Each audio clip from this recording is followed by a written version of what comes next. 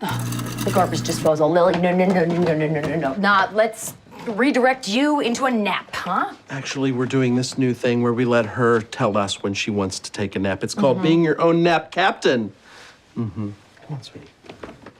I don't even have children, and I know absolutely not. We have all heard about gentle parenting, the calm voices, the validating feelings, the patient negotiations, but now many parents are saying goodbye to gentle parenting and hello to a new but old parenting trend that we're gonna call keep playing and see what happens. For TV purposes, you put together exactly what I meant there. This morning, I'm joined by parenting coach Sapna Rad to share helpful tips for parents who are still discovering their parenting style or they're trying to make that switch. Good morning to you. Good morning, Erin. So glad to have you here. Let's talk about it because this is definitely a trending topic right now. I think gentle parenting was all over TikTok and everywhere. And a lot of people tried it. Unfortunately, it's not working for a ton of people. So tell me exactly, what do you think has led parents to transition away from that gentle parenting?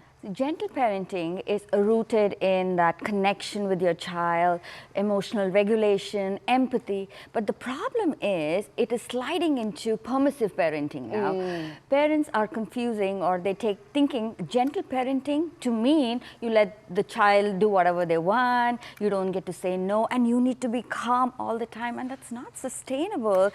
Yeah, well, I mean, we're human too. I get angry too. Yeah. Oh my goodness. That's causing a lot of exhaustion and burnt out.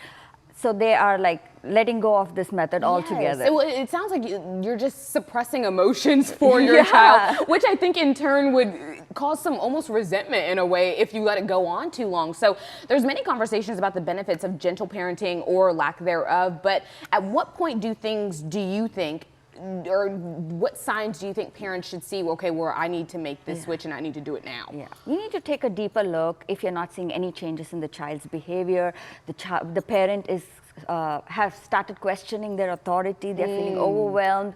And gentle parenting doesn't mean you let the child do whatever. It's not about giving in, it's about being kind and having a backbone. Yes, indeed. Okay, so can you allow, right, because I think a lot of parents are afraid to maybe even give their kids consequences because, you know, you want to have a good relationship with your child, and I think it's a very thin line between friend and parent. And so how do you know when those consequences can be put into play and they're actually beneficial? Consequences are a great way for a child to learn, and nature has a way to teach you a lesson no matter what you choose to do. But as a parent, we don't want to give them consequences as a form of punishment or teaching them a lesson. How about we have structures in place to support the expectations that we have put on them? I like that. I like that. You know, we were talking about this in our meeting yesterday before having this segment today, and we were discussing how most parents in our meeting, they do the consequence or discipline, and then they do that gentle parenting right afterwards. So why did you feel like you needed to do that? All the things, but making sure that that consequence is still there because you want to distinguish between right and wrong. And so are there any other helpful methods to gentle parenting burnout? Because I know you just touched on that and how it can really take a toll. Yeah, burnout happens when you want to say no, but you're constantly saying yes. So give yourself permission to say no. Step into your leadership role. When you put those boundaries in place, hold on to them, hold on to those limits. Don't go back. You know, we get moms, especially me. I can get wishy-washy because I want my child to like me, and then I might end up saying no first and yes first. No, kids like structure. And that's why I said parenting is just, there's no handbook. Don't people say that all the time? And you're right. You want your kid to like you, but you also want to make sure that they come out as good citizens and human beings. So you have to put those in place.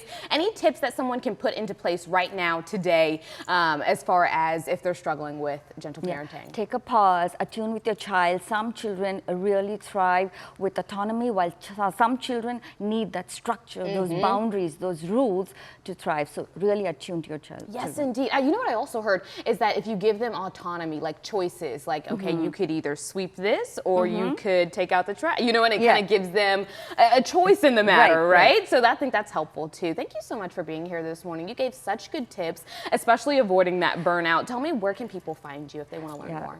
On my website, sapnarad.com, or my social media platforms, Sapna Rad Coaching. Thank you so much, Sapna, for being here this morning.